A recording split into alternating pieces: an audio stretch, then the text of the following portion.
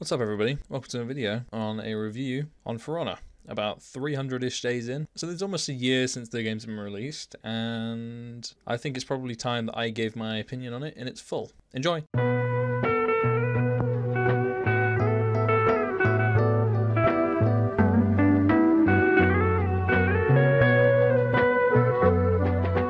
For Honor. I have a very love-hate relationship with this game, which may come as a surprise to most of you considering I've bought it twice for full price and I've bought the Season Pass twice. I bought it once full price on Xbox One on the release date, and I bought it once on PC for the same price, and I bought the Season Pass twice. That's a lot of fucking money I've invested into this game. And that's not even counting the steel packs that I've bought in this game, which is about 65,000 steel. I bought it twice because I thought it had massive potential. Notice the word had. The game in its current state has 2 points of view from the player bases, which is you either hate it or you hate it and you still play it. The reason it's like that is because the game in its current state is highly addictive, a very satisfying experience if you play it properly and well, and for new players it is a fun experience to get into with the campaign, the learning of all the new characters you can play. So after hearing all that, you think this game's pretty good, right? Not so much. So the way I see it, the game has many pros and many cons, but the pros and cons are massively outweighed by the cons. I honestly, I don't know why this game has got so many issues, and I don't understand what's taking it so long to get them all fixed. So the pros for me is the customization in the game is absolutely insane. That's a given. Like, there's just no way you can outweigh that. The customization has so many different combinations of colors, combinations of armors that all seem to fit together really nicely. All the armor seems to appeal to a different person as well, because if you're a person that doesn't really like a certain helmet, there's always a helmet or something that will appeal to you, which is badass. Good job, Ubisoft. When it comes to the campaign, most people that bought this game didn't really think it was very good. I personally thought it was alright. I thought it was pretty decent. It was pretty generic, pretty, you know, meh, which is a word I'm going to be using a lot throughout this review because that's how you describe meh. Gameplay itself is flawless for the most part. Where it comes to gameplay and combat, it is pretty flawless. There are still a few hitches that make this game kind of meh when it comes to the actual combat styles, with balancing issues and stuff like that, which I will definitely get into in just a moment. Game itself is okay. Not good, not bad, just meh.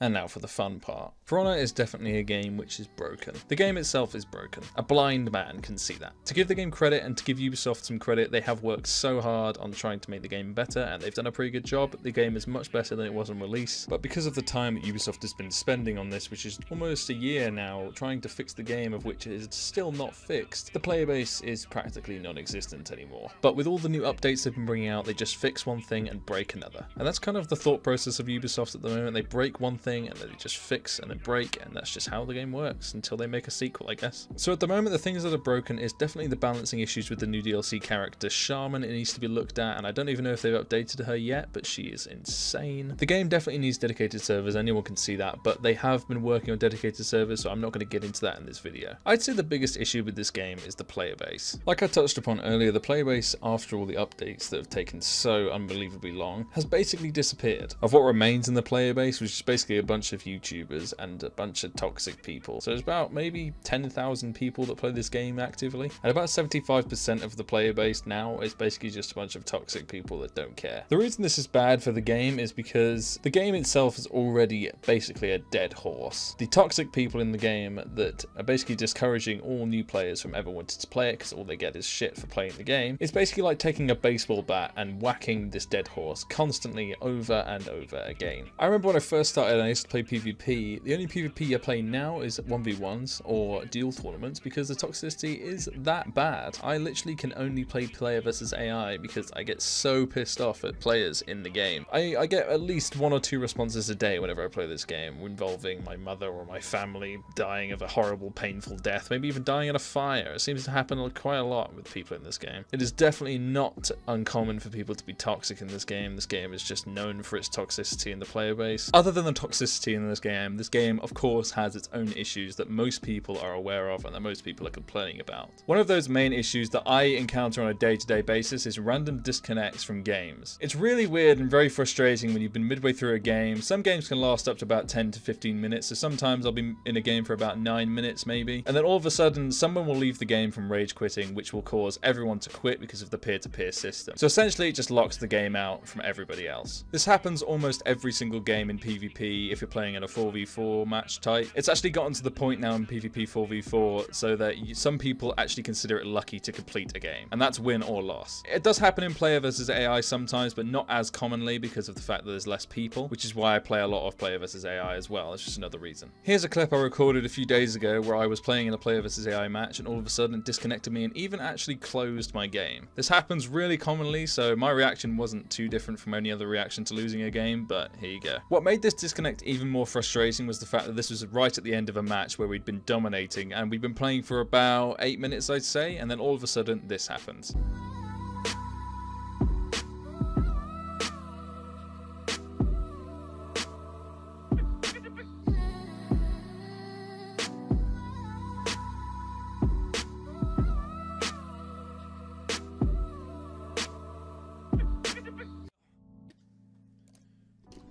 What the?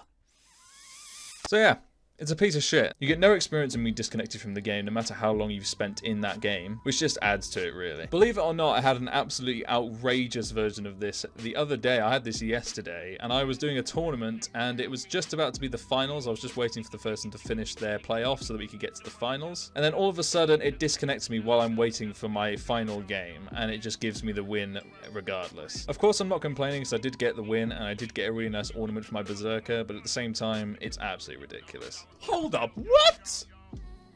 What happened? What? What's going on? I was just sitting there and I won the tour.